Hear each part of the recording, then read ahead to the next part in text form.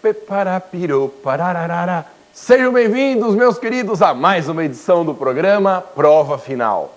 Eu sou Alexandre Maza, doutor em Direito Administrativo, e este programa é uma parceria entre a Rede de Ensino LFG e a TV Justiça. E está dividido em 3 blocos. No primeiro bloco, o tema do dia. Eu vou falar sobre o dever de licitar. No segundo bloco, no segundo bloco é o Pergunte ao Professor. Eu vou tirar a sua dúvida sobre a obrigatoriedade da realização de licitações. E no terceiro bloco, o X da questão. Nós vamos ver exatamente como esse assunto cai na hora da prova. Se perguntarem para você sobre o dever de licitar dos entes de cooperação, você sabe responder se eles são obrigados a licitar? Mas eu nem sei o que é ente de cooperação. Então não perca a resposta dessa e de muitas outras perguntas na sequência do nosso programa. Seja muito bem-vindo, não saia daí. Não abandona o tio Mazinha, não.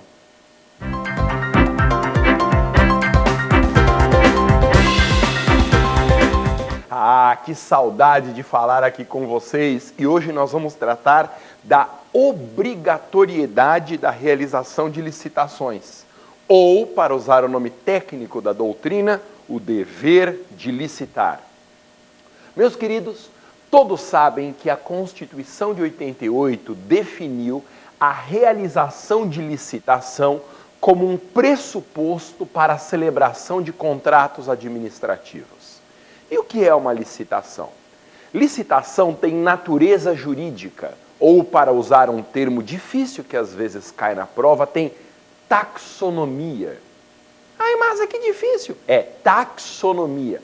Taxonomia é um termo difícil para designar natureza jurídica.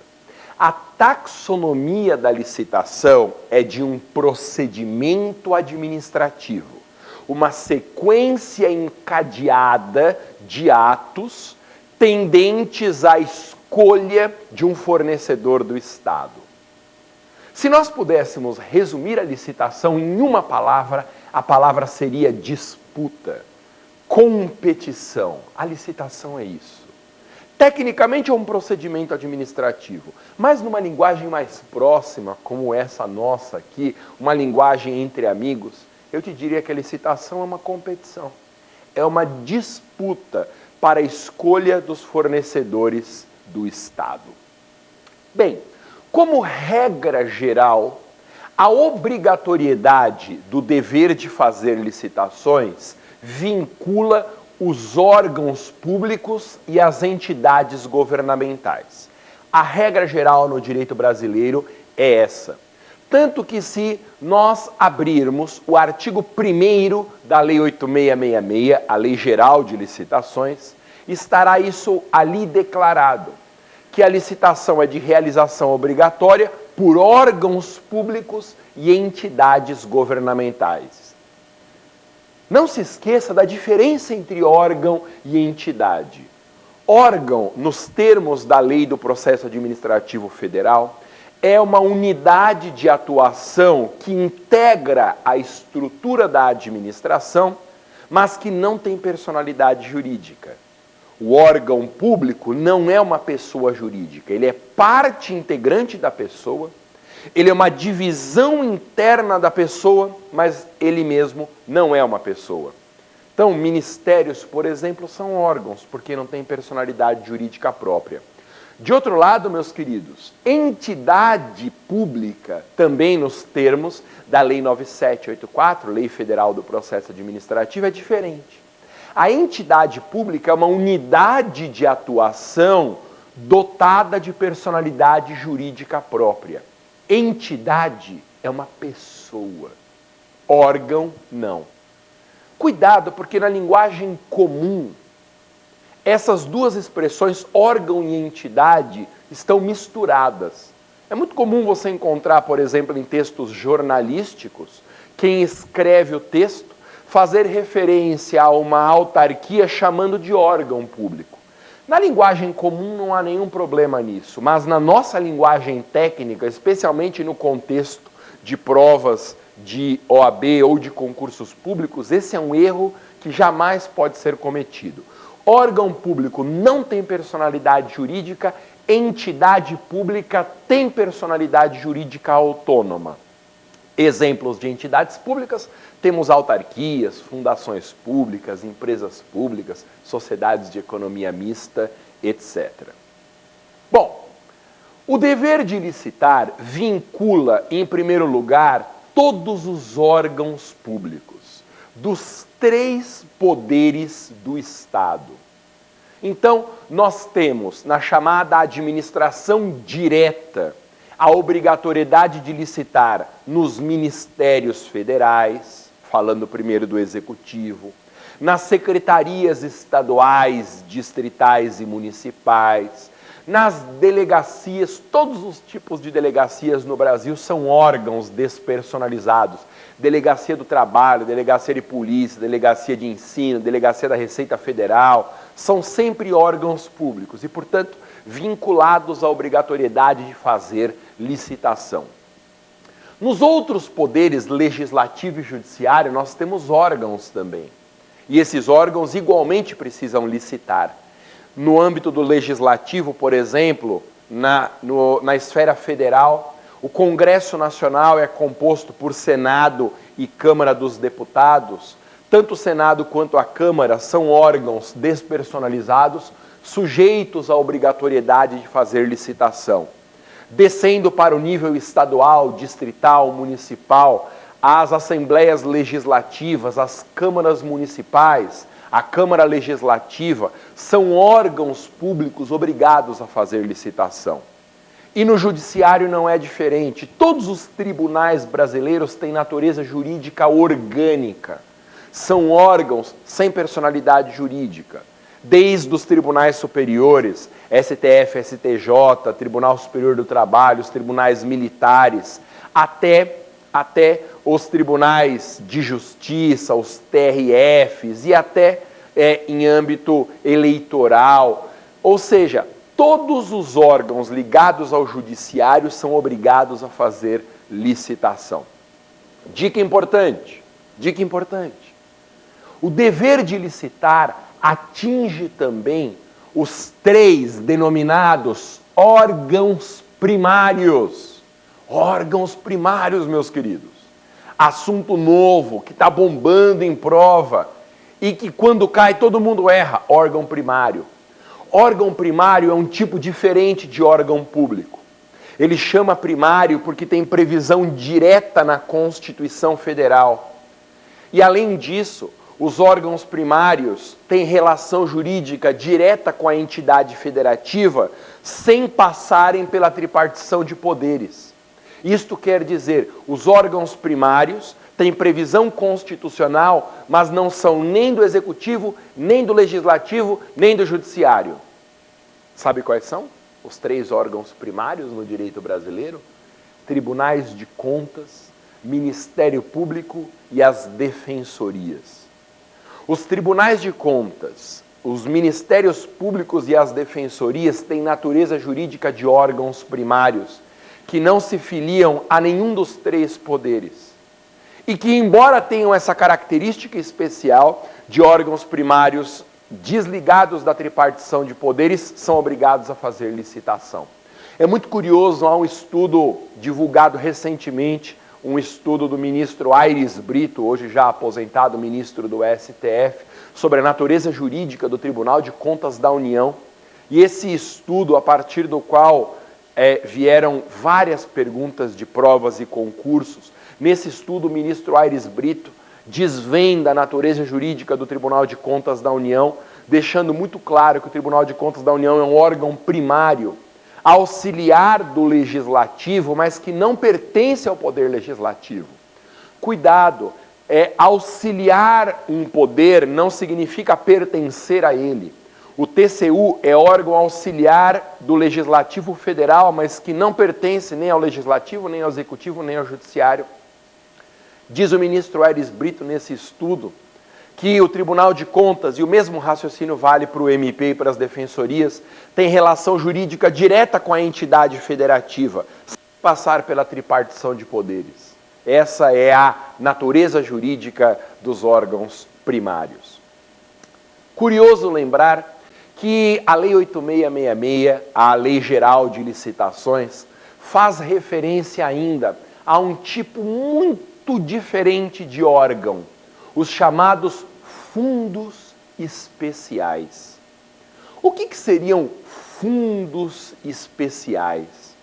Os fundos especiais mencionados na Lei 8666 são acervos patrimoniais despersonalizados. São conjuntos de bens que o Estado administra e conjuntos esses que não possuem personalidade jurídica. Ou seja, são órgãos públicos, mas órgãos públicos eminentemente patrimoniais. O caso mais notável no Brasil é do FGTS, o Fundo de Garantia por Tempo de Serviço, que atualmente é administrado pela Caixa Econômica Federal. Nós nos acostumamos a pensar no FGTS como um direito, que o trabalhador, quando demitido sem justa causa, tem de levantar o valor depositado mensalmente pelo empregador. Nós nos acostumamos a pensar no FGTS como isso, um valor, um direito do trabalhador. Mas o FGTS não é isso, na verdade. Na verdade, o FGTS é um fundo especial. Daí o nome Fundo de Garantia. É um conjunto de bens que a Caixa Econômica Federal administra. É um fundo especial. A mesma coisa vale para o FAT, Fundo de Amparo ao Trabalhador. A Lei 8666 deixa muito claro que esses fundos especiais também precisam licitar. O que quer dizer o seguinte: toda celebração de contrato relacionada com a administração de um fundo como esse pressupõe a realização de licitação.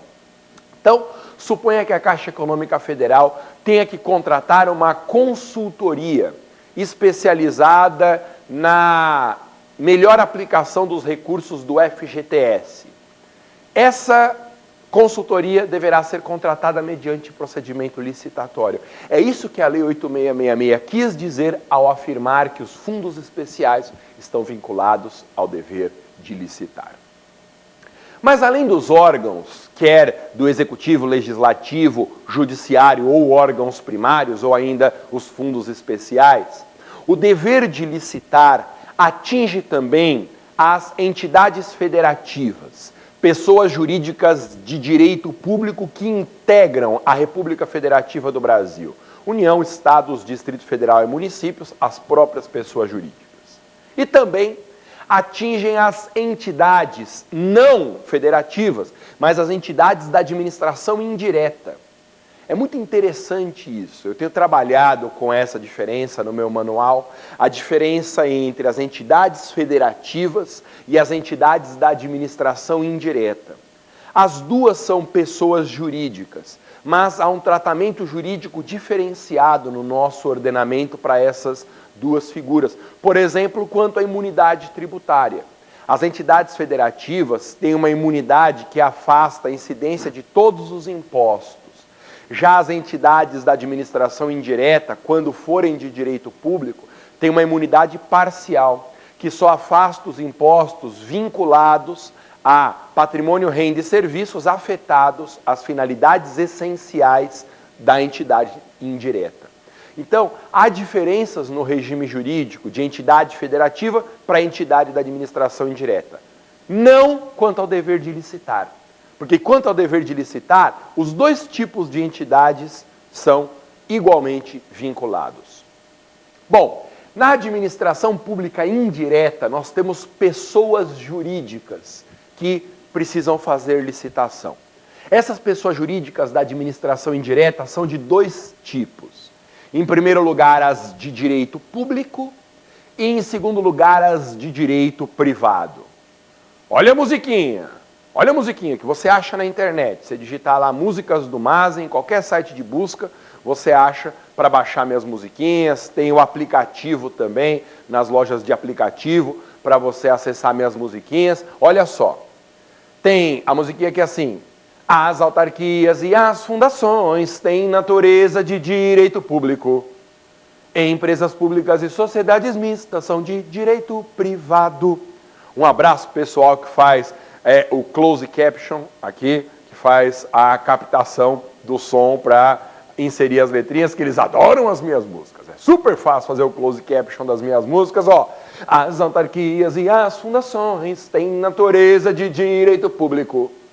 Empresas públicas e sociedades mistas são de direito privado. Então nós temos pessoas jurídicas de direito público na administração indireta e pessoas jurídicas de direito privado. A principal diferença entre as duas, além das primeiras serem de direito público e das segundas de direito privado, está quanto à forma de criação. Meu querido, guarde isso, porque isso despenca na prova. Isso cai demais no exame da OAB. As pessoas jurídicas de direito público da administração indireta são criadas por lei específica. Já as de direito privado são autorizadas por lei específica. Pessoas jurídicas de direito público da administração indireta são criadas por lei específica. As de direito privado são autorizadas por lei específica. Ai, mas eu não peguei a diferença. Bom, além de guardar a diferença em termos referenciais, além de guardar a questão terminológica, criadas por lei de direito público, autorizadas por lei de direito privado, você tem que entender o que isso significa. As pessoas jurídicas de direito público são criadas por lei específica, o que significa dizer que não há necessidade de registro dos atos constitutivos em cartório. Pessoas de direito público têm a personalidade jurídica nascida com a simples publicação da lei. Não há registro dos atos constitutivos em cartório, nem para entidades federativas, nem para autarquias, nem para fundações públicas.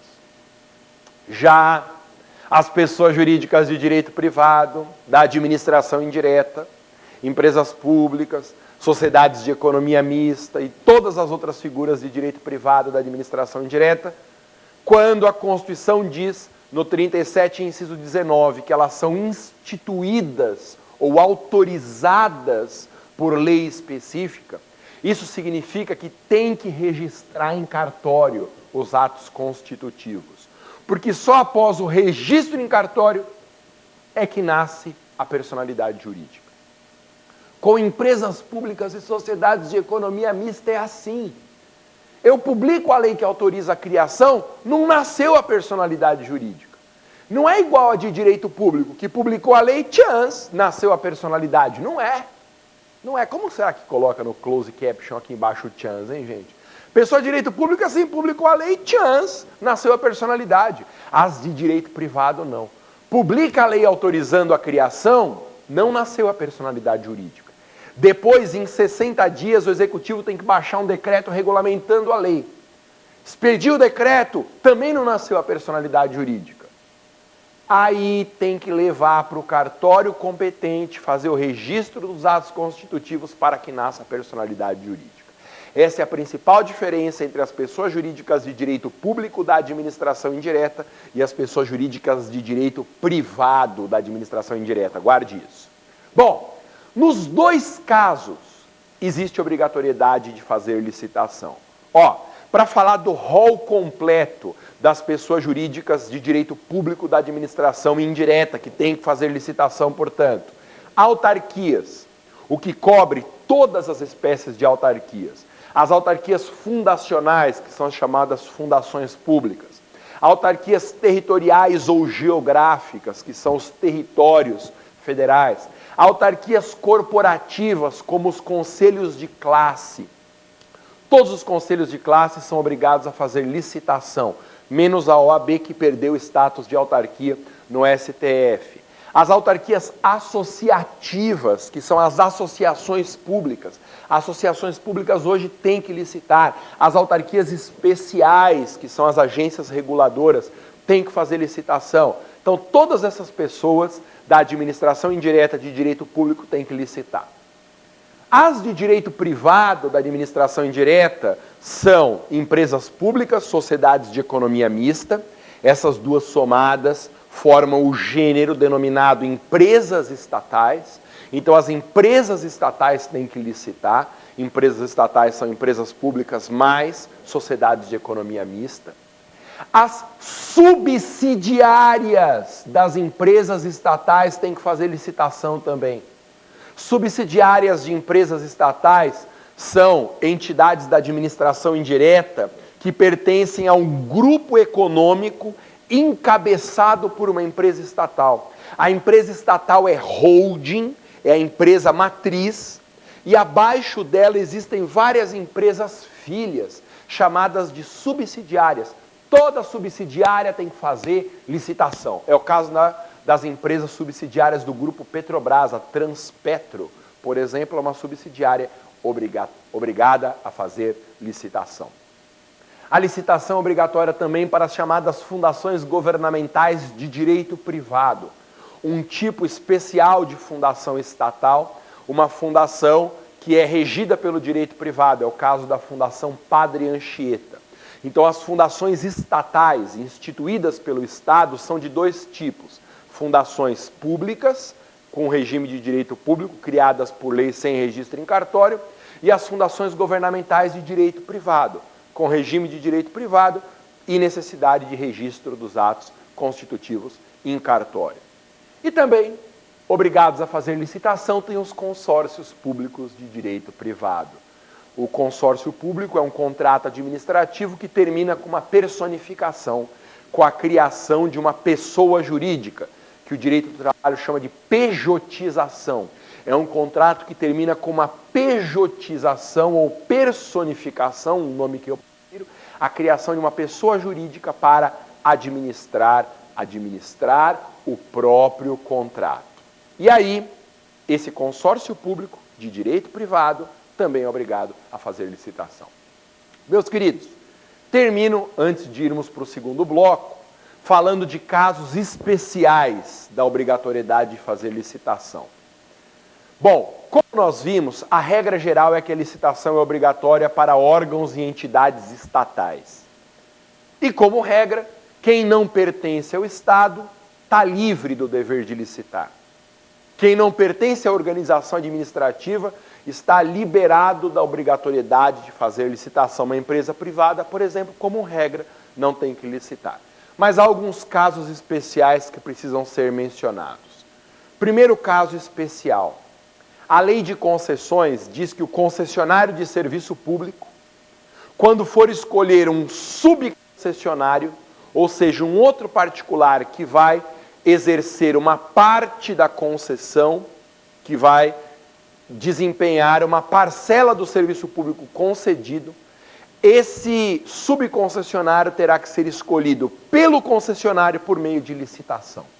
Então, os concessionários que são empresas privadas, os concessionários são obrigados a fazer licitação só nesse caso. Só nesse caso. Como regra, concessionários e permissionários nunca têm que licitar. Só nesse caso, na escolha dos subconcessionários. Quanto aos entes de cooperação, pergunta na abertura do programa. Entes de cooperação são entidades da iniciativa privada sem finalidade lucrativa que colaboram com o Estado. Se dividem em duas categorias.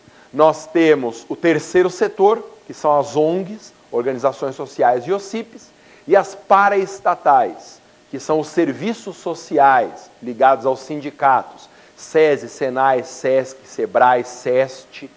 Pois é, a jurisprudência do Tribunal de Contas da União vem definindo a obrigatoriedade de licitação também para os entes de cooperação, em alguns casos especiais. Na hipótese dos serviços sociais, SESI, SENAI, SESC, SEBRAE, SEST, o TCU diz que tem que fazer licitação, porque os serviços sociais vivem de dinheiro público, que é arrecadado por meio de contribuições especiais. Então, como aplica um recurso público, tem que fazer licitação. A licitação não segue a Lei 8666, pode seguir regimentos internos da própria entidade, mas é uma obrigatoriedade de licitação para dar transparência na escolha de fornecedores. Já os entes de cooperação, classificados na espécie de terceiro setor, como regra não licitam. ONGs em geral, como regra, não licitam, a não ser na aplicação de recursos repassados pela União. Se a União entrega recurso público para uma organização social ou para uma OCIP, quando essa organização social ou essa OCIP for aplicar esse recurso público, aí tem que fazer licitação, para que não haja uma fraude em procedimentos licitatórios e para que o governo não use uma entidade dessa como ponte para a contratação direta sem licitação. Meus queridos, é isso. No segundo e no terceiro bloco, eu aprofundo em alguns outros casos especiais e detalhes mais relevantes ainda, tá, sobre a obrigatoriedade do dever de licitar. E você? Você não saia daí, porque daqui a pouco eu volto no segundo bloco com o Pergunte ao Professor. Vou responder dúvidas de 5 telespectadores de todo o Brasil e aprofundar alguns outros pontos aqui. Não abandona o tio Mazinha não, daqui a pouco a gente se encontra. Tchau.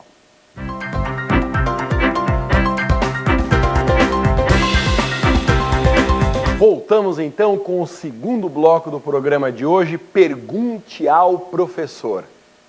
Esse é meu bloco predileto porque é o momento da interatividade. Você pode mandar as suas perguntas e participar diretamente do nosso programa. Para mandar a sua pergunta, a fim de que ela seja respondida na próxima oportunidade, ou até mandar um teste com o objetivo de que nós analisemos esse teste no X da questão, ou então mandar elogio, sugestão, dizer que eu sou lindo, basta enviar um e-mail para provafinal@anhanguera.com, provafinal@anhanguera.com. Mande a sua pergunta, sua dúvida, seu comentário, seu teste. E, no caso das minhas aulas, basta colocar no título do e-mail para o professor Delícia, que a produção saberá que se trata da minha pessoa. Legal? Gente, vamos então para a primeira das 5 perguntas. Produção, deixa cair, batucando na tela pro Mazinha. Professor Maza, o que é licitação deserta? Mariana, excelente pergunta. Licitação deserta é um dos temas mais recorrentes na primeira fase do exame de ordem em matéria de licitação. Nós chamamos de licitação deserta a situação em que um edital é publicado e, segundo a terminologia da Lei 8666, não acodem interessados. O que isso quer dizer? Quer dizer que a administração publica um edital convocando futuros licitantes e não aparece ninguém. Olha que coisa desastrosa. Vamos trabalhar com uma analogia. Imagina você, meu querido telespectador, minha querida telespectadora, indo para a balada na véspera da prova, precisando relaxar, cair na vida, esquecer do mundo, ir para a criminalidade. E aí, você está lá disposto a pegar tudo, publica o seu instrumento convocatório, quer dizer, vai com a sua melhor roupa, põe seu perfuminho, tal. E aí, chega lá, toda interessada, tal, e não aparece ninguém. Pois é, situação triste, né? Ai, Maza, tantas vezes isso já aconteceu. Pois é, isso é licitação deserta. Publica o edital e não aparece ninguém. Mais importante do que saber o que é a licitação deserta é conhecer a solução jurídica que a Lei 8666 dá para essa situação. Nos termos do artigo 24 da Lei 8666, quando publicado o edital não acudirem interessados, a administração está autorizada a realizar uma contratação direta por dispensa de licitação. Portanto, a solução jurídica para a licitação deserta é a contratação direta por dispensa de licitação. Não precisa publicar um edital novamente. Por quê? Porque é meio óbvio, né? Você publicou o primeiro edital, não apareceu ninguém, você vai publicar de novo? Não vai aparecer ninguém de novo. Aí vai lá, faz contratação direta por dispensa de licitação. Só tome um cuidado. Os casos de dispensa envolvem sempre uma discricionariedade na opção pela contratação direta. O que quer dizer o seguinte: nos casos de dispensa, a administração pode optar entre fazer a contratação direta ou tentar uma nova licitação. Não é proibido publicar o edital de novo, é uma coisa meio inútil. A chance de dar errado novamente é enorme, mas proibida a administração não está. Ok? Então, a solução jurídica é essa: licitação deserta, não acodem interessados, pode ser feita uma contratação direta por dispensa. Não é obrigatória essa solução. Pode ser publicado um novo edital, uma solução inútil, ineficaz, mas admitida pela lei. Todos os casos de dispensa envolvem essa discricionariedade. Mas o natural, o comum, o que normalmente ocorre é uma contratação direta por dispensa. Ok? Produção, segunda pergunta, deixa cair na tela, batucando. Pro Mazinha. Professor Maza, o que é licitação fracassada?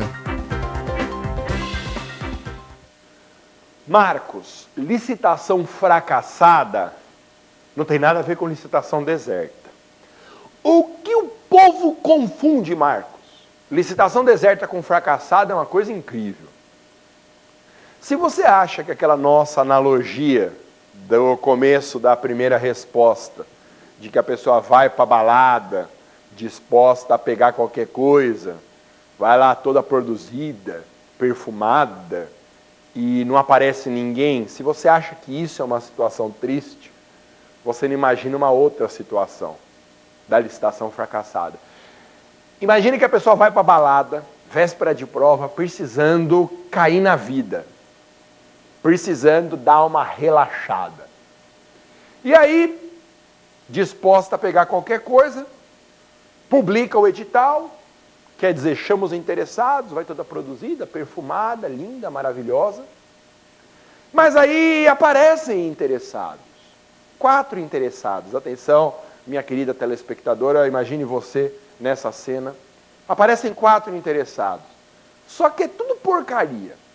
Um deles já chega pegando no seu cabelo. Mulher odeia isso, né, produção? Que homem já chega pegando no cabelo. Então já é um abusado. O outro deles, outro interessado que apareceu, não tem o dente da frente, não tem o Ronaldo Fenômeno, o centroavante. Aí ele torce pro Corinthians assim, ó, Simão, Simão. Não tem o Ronaldo Fenômeno. Aí é legal, o cara super interessante e tal, só que quando vai tomar sopa de canudinho, tá, não precisa nem fazer esforço que o canudinho passa direto. O terceiro tem um catinguelê miserável, um fudum do inferno. Sabe, aquele cheiro desgraçado de caatinga? Pois é, o terceiro que apareceu é esse.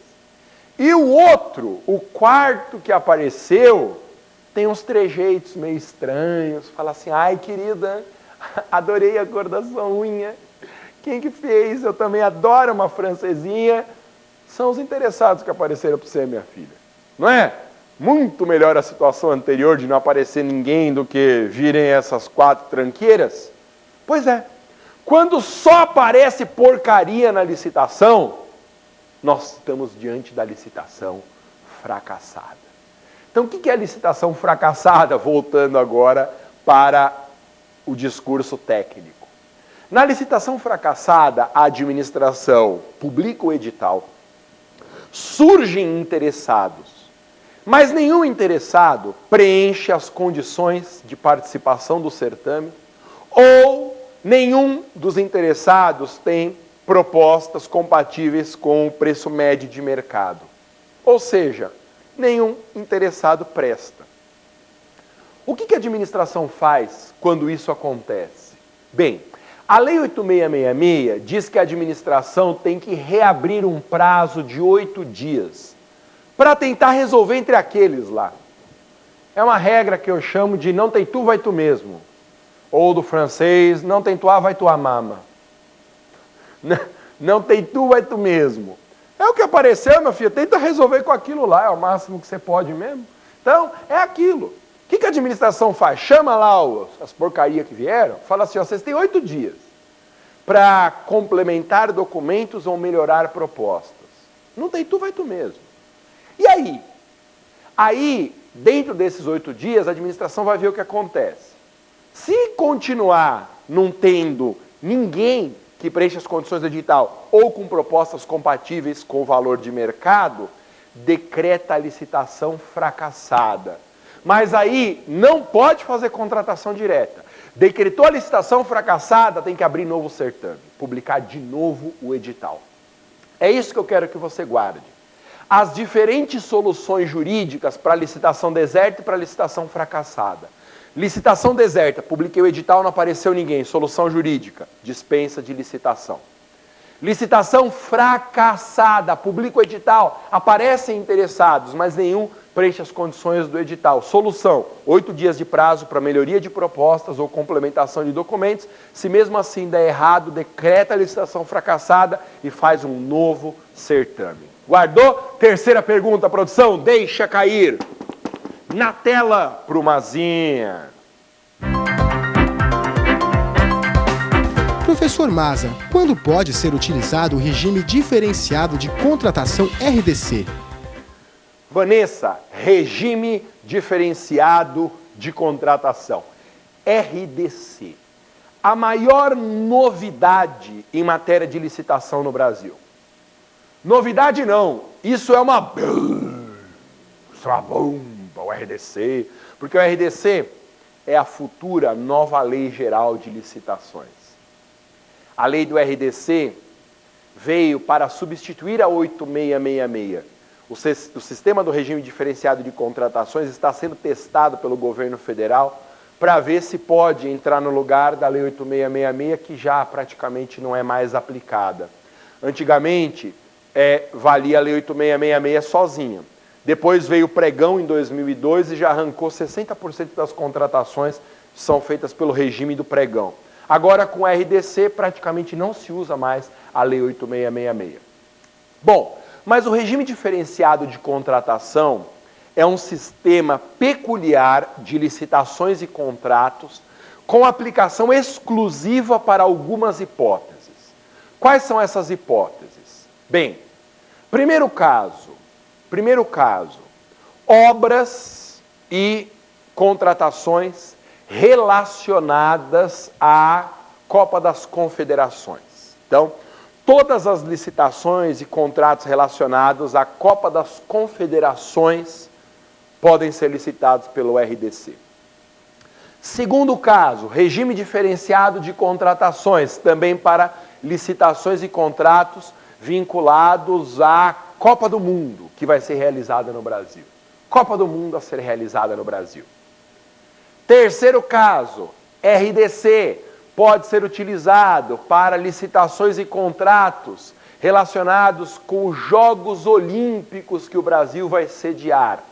Então guarde, os primeiros 3 casos são relacionados aos grandes eventos que o Brasil receberá.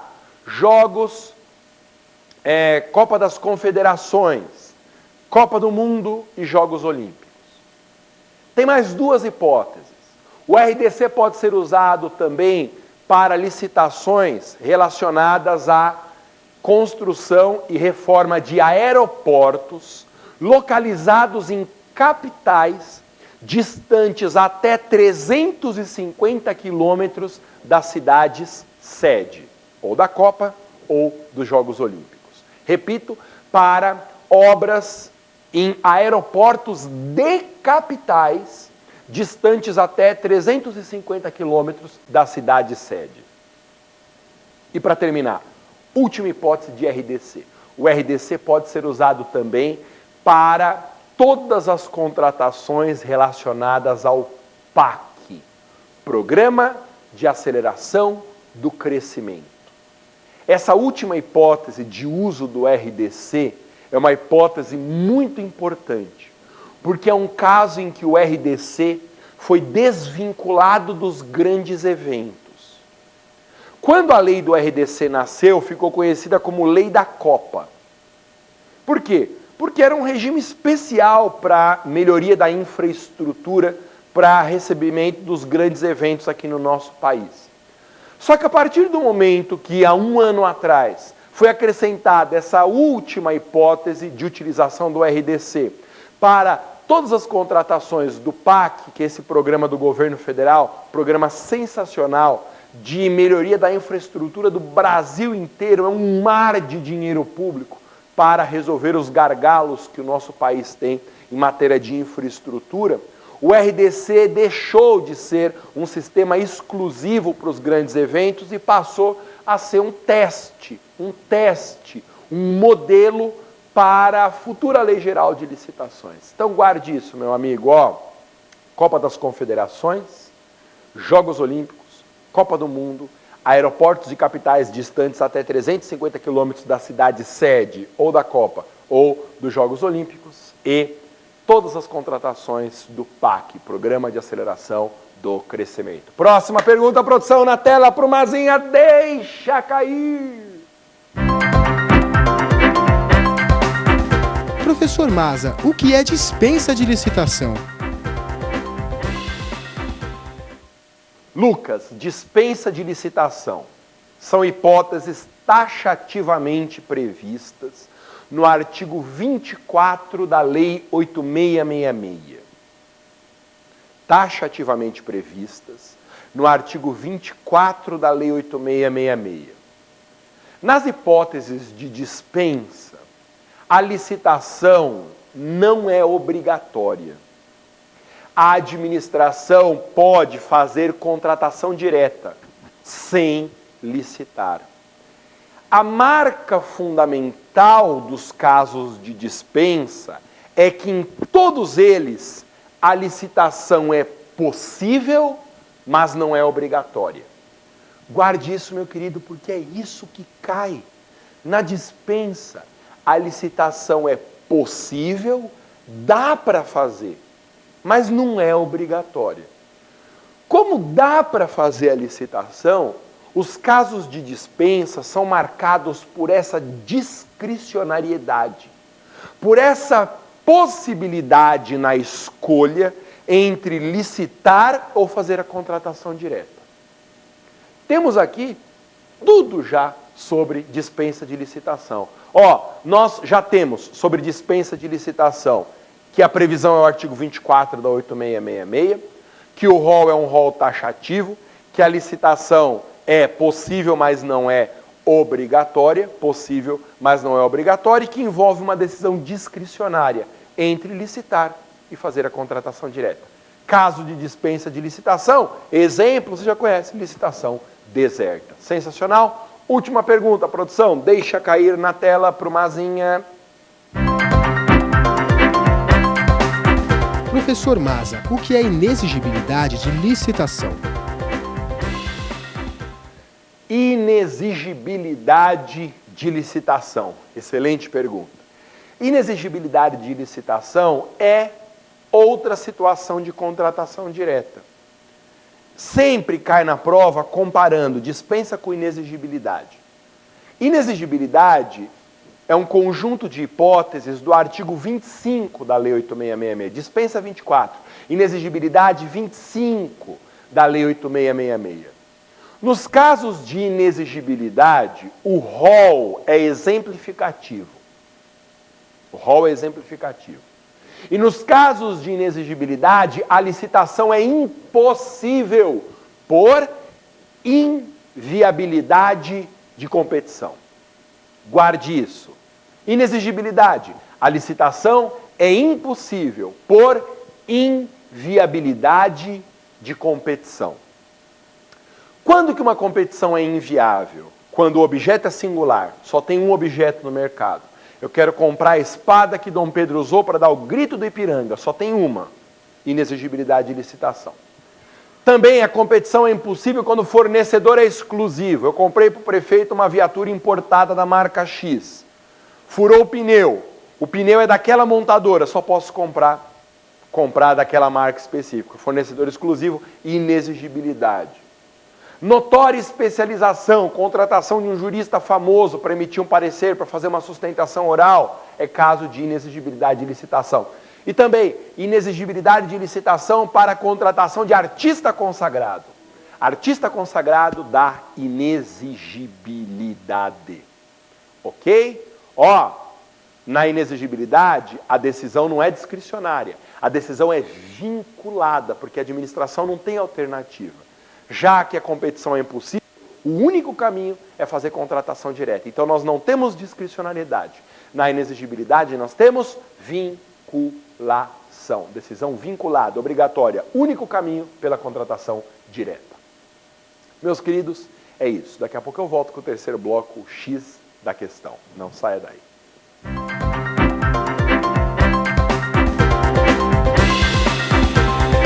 O X da questão.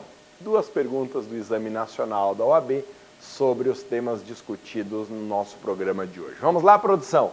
Primeira questão na tela para o Mazinha. OAB Nacional. É da essência do Instituto da Licitação. Vamos ver se vocês acertam e não vou ajudar. Letra A. Contratação do adjudicatário. Essa está errada. A administração não é obrigada a contratar o adjudicatário. B. Sempre obter o menor preço. Está errada também. Porque tem licitação que é no menor preço, mas tem licitação que o edital diz que é a melhor técnica, tem técnica e preço, maior lance, menor lance. Os critérios são vários, não apenas menor preço. Letra C. Obter vantagem para a administração sem descurar da isonomia. Essa está simpática. Letra D. A desvinculação com o instrumento convocatório. Eu não marcaria essa. E aí? Qual que você acha que é a alternativa correta? É da essência do Instituto da Licitação. Qual que você acha que é o X da questão? Pode voltar a imagem para mim, produção? Qual que você acha que é o X da questão? Duvido você acertar. O X da questão é a letra C de casa.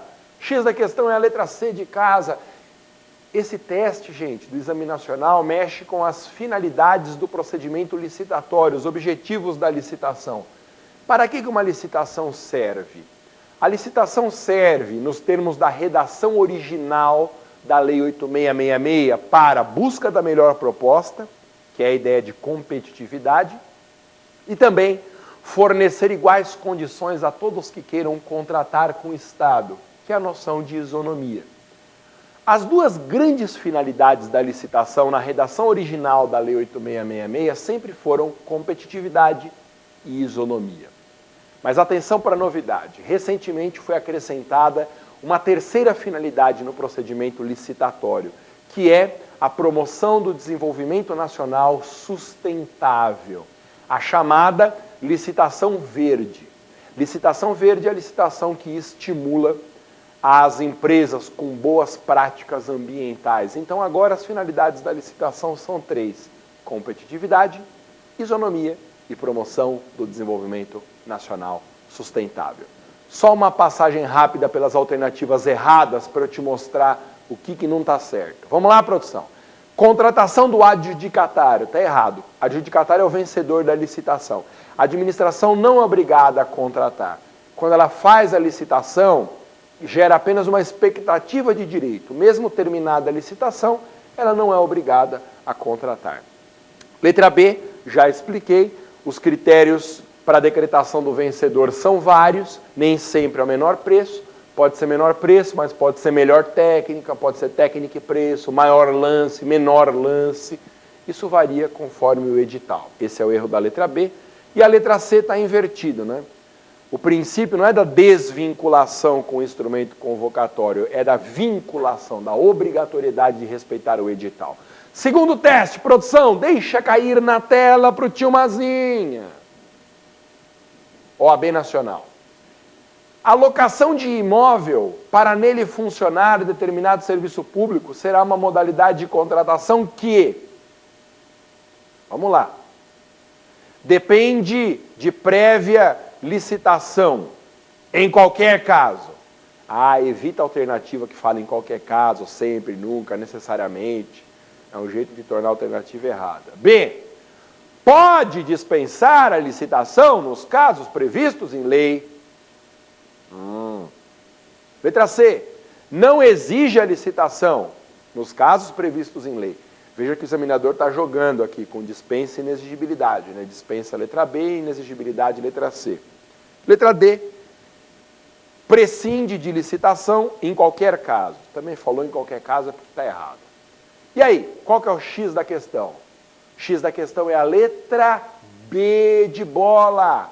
É caso de dispensa, pode dispensar a licitação. Por quê? Porque às vezes o imóvel que a administração quer locar é um imóvel que reúne características especiais. Só aquele imóvel serve para o interesse público. Daí ser um caso de dispensa. Essa hipótese está prevista expressamente no artigo 24 da Lei 8666. É caso de dispensa mesmo. Mas atenção, não é sempre que uma licitação é contratada, que uma locação, perdão, é contratada sem licitação. Quando o imóvel for um imóvel comum, eu precisar de um prédio para uma secretaria, mas um prédio sem nenhuma peculiaridade especial, um prédio qualquer de 10 andares, por exemplo, e na cidade existem 300 prédios de 10 andares para locação, aí tem que licitar. Aí a escolha tem que ser precedida de licitação. Uma passagem rápida pelas outras alternativas. As letras A e D de dado estão erradas, porque falam em qualquer caso. Evite marcar alternativas de conteúdo absoluto, sempre, nunca, necessariamente, em qualquer caso, em nenhum caso. Isso sempre torna a alternativa errada. E o erro da letra C, não exige licitação. Aqui o examinador está querendo confundir, como se a hipótese fosse de inexigibilidade. Como esse caso não está no 25, está no 24 da Lei 8666, é caso de dispensa. A alternativa certa é a B de bola. Meus queridos, é isso. Foi um grande prazer falar mais uma vez com vocês aqui sobre as maravilhas do direito administrativo. E você sabe, para entrar em contato comigo, assistir minhas revisões pelas redes sociais, basta ir no Twitter, @professormaza, ou mais ainda, hoje eu tenho feito revisões pelo Facebook. Entre lá no Facebook e digite Alexandre Maza Revisões. É o meu perfil, Alexandre Maza Revisões. Tenho feito revisões de administrativo e tributário pelas redes sociais que tem parado o Facebook, tá bom? Então, quero te encontrar nessas revisões, será um grande prazer. Você acha todas as minhas músicas também na internet, se você digitar em qualquer site de busca, Alexandre Maza Músicas, vai dar direto onde você encontra minhas músicas. E agora tem também meu aplicativo, em qualquer loja de aplicativos para aparelhos, você encontra um aplicativo com todos os meus áudios. E é isso. Para se preparar para o exame de ordem, no conforto da sua casa, pela televisão, é só aqui. Nessa parceria entre a Rede de Ensino LFG e a TV Justiça, só aqui nesse canal, nesse horário e no programa Prova Final. Muito obrigado, valeu, até a próxima oportunidade. Até mais, glu glu, tchau!